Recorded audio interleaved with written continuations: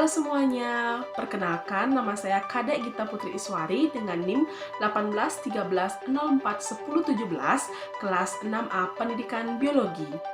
Nah, pada video kali ini kita akan membahas hukum tentang anatomi fisiologi manusia. Simak videonya. Pertanyaan pertama, jenis sel darah apakah yang nampak paling banyak jumlahnya dari video yang saudara amati? Jadi sel darah merah yang nampak dan jumlahnya paling banyak pada video merupakan eritrosit, di mana eritrosit merupakan sel darah yang paling banyak terdapat pada tubuh manusia.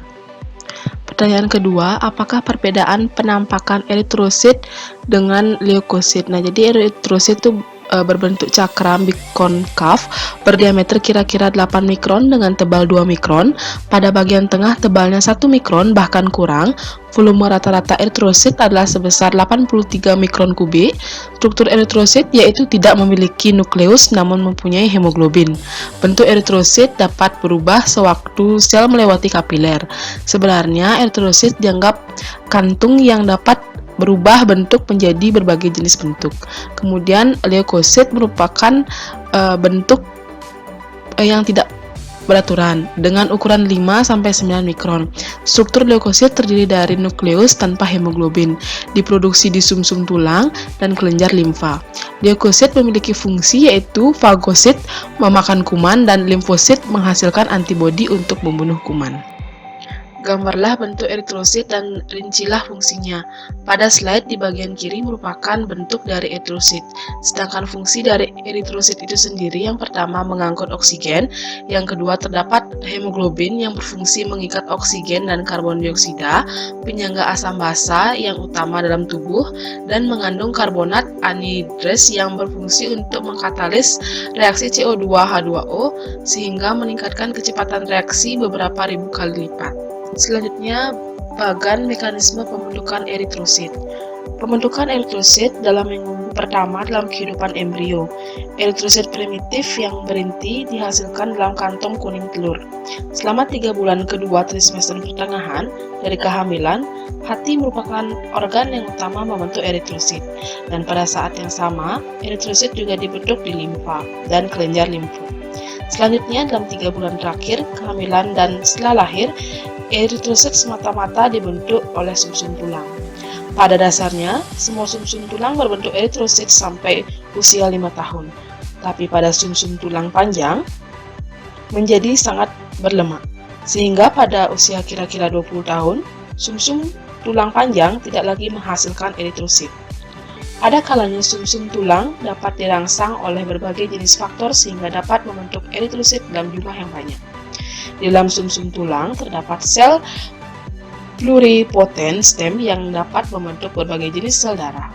Sel ini akan menerus diproduksi selama hidup manusia, walaupun jumlahnya semakin berkurang sesuai dengan bertambahnya usia. Sesungguhnya, ada stem sel yang lain yang bersifat unipotent yang hanya mampu membentuk satu jenis sel, misalnya eritrosit atau leukosit. Tetapi ciri-ciri sel-sel stem unipotent ini sulit dibedakan satu sama lain, dan juga dengan sel pluripotent. Sel pertama yang dapat diketahui sebagai rangkaian dalam pembentukan eritrosit disebut proitroblast. Proitroblast ini membentuk eritroblast basofil yang mulai mensintesis hemoglobin. Eritroblast ini selanjutnya menjadi eritroblast chromofil. Setelah ini, nukleus sel yang menyusut sedangkan hemoglobin yang dibentuk bertambah jumlahnya. Eritrosit chromofil selanjutnya menjadi normoblast. Setelah sitoplasma normoblast terisi dengan hemoglobin sampai konsentrasi kira-kira 34%, nukleus memadat menjadi sangat kecil dan terdorong dari sel. Karena itu, eritrosit yang terbentuk dari normoblast hampir tidak berhenti. Pembentukan eritrosit dipengaruhi oleh beberapa faktor, antaranya vitamin B12, asam folat, Fe, tembaga, kobalt, protein, eritroprotein, dan kadar oksigen di udara. Pertanyaan selanjutnya, rincilah fungsi dari masing-masing jenis leukosit.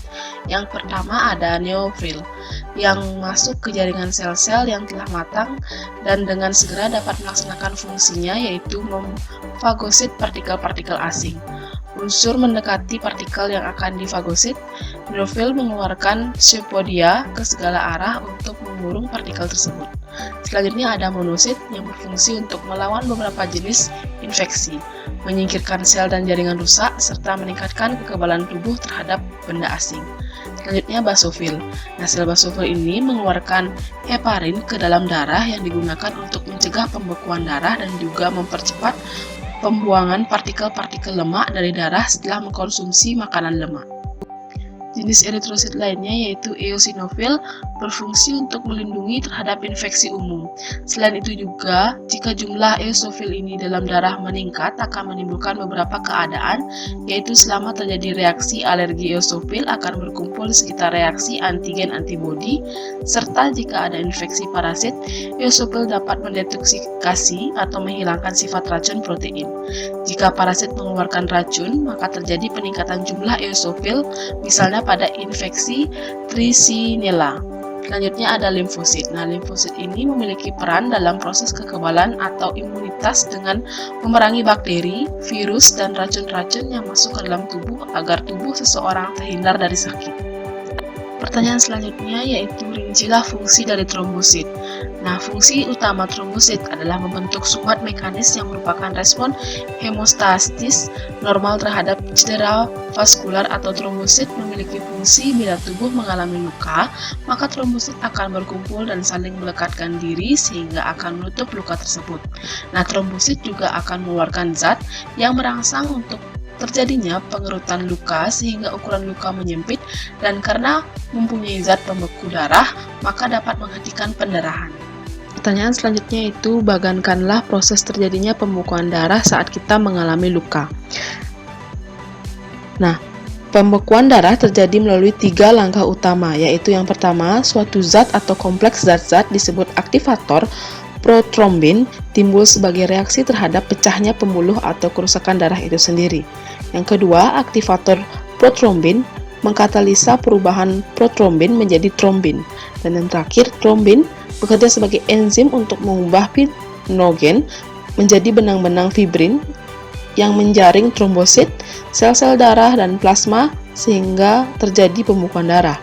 Nah, aktivator trombin dapat dibentuk melalui 2 jalan utama. Yang pertama, melalui jalur ekstrinsik yang dimulai dengan terjadinya trauma pada dinding pembuluh darah dan jaringan sekitarnya. Dan yang kedua, melalui jalur intrinsik yang berawal di dalam darah itu sendiri.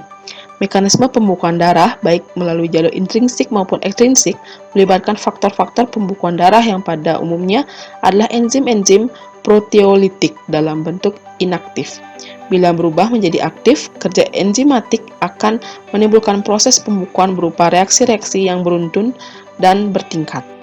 Pertanyaan selanjutnya, analisislah faktor-faktor apakah yang mencegah terjadinya pembekuan darah dalam tubuh. Nah, pencegahan pembekuan darah dalam sistem vaskular. Untuk mencegah pembekuan darah dalam sistem vaskular, ada beberapa faktor yang memegang peran. Antara lain yang pertama, permukaan endotelium. Nah, permukaan endotelium ini yang lunak dan mencegah kontak aktivasi sistem pembekuan intrinsik. Sedangkan protein yang bermuatan negatif yang teradopsi pada permukaan dalam endotelium ini menolak faktor-faktor pembekuan dan trombosit. Yang kedua, antikoagulan.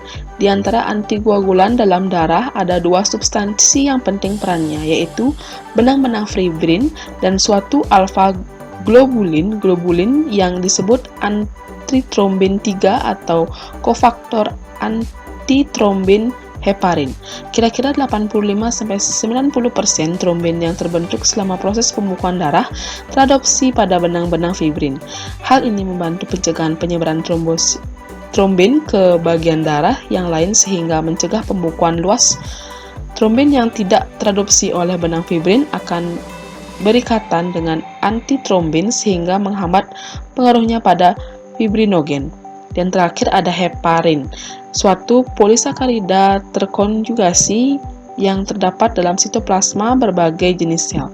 Heparin ini dihasilkan oleh mast sel yang terdapat di jaringan ikat di sekitar kapiler. Di samping itu, sel-sel basofil juga melepaskan heparin dalam jumlah yang kecil ke dalam plasma. Sifat antikoagulen heparin tidak terlalu kuat, tapi bila heparin berkaitan dengan antitrombin 3, maka antitrombin 3 itu akan meningkat 1000 kali lipat efektivitasnya dalam menyingkirkan trombin, dan dengan demikian heparin bekerja sebagai antikoagulan. Selanjutnya, kaitkanlah faktor-faktor yang mempengaruhi proses pembekuan darah dengan mekanisme terjadinya pembentukan darah. Pada faktor pembekuan darah, pada antikoagulan, di antara antikoagulan dalam darah ada dua substansi penting peranannya, yaitu benang-benang fibrin dan suatu alfa-globulin yang disebut antitrombin 3 atau kofaktor antitrombin heparin. Nah,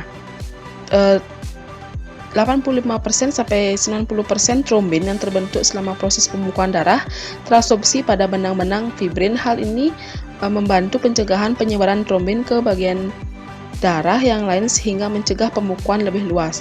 Nah, trombin tidak terabsorpsi oleh benang fibrin akan berikatan dengan antitrombin sehingga menghambat pengaruhnya pada fibrinogen.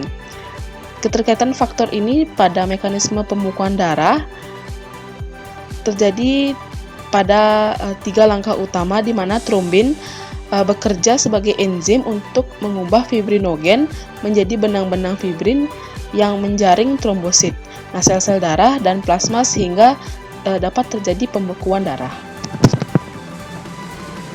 Nah, itu tadi penjelasan yang dapat saya sampaikan. Saya mohon maaf apabila ada kesalahan, baik sengaja maupun tidak sengaja dalam pembuatan video ini. Akhir kata, saya tutup dengan Prama Santi, Om Santi Santi Santi Om, dan sampai jumpa di video-video selanjutnya.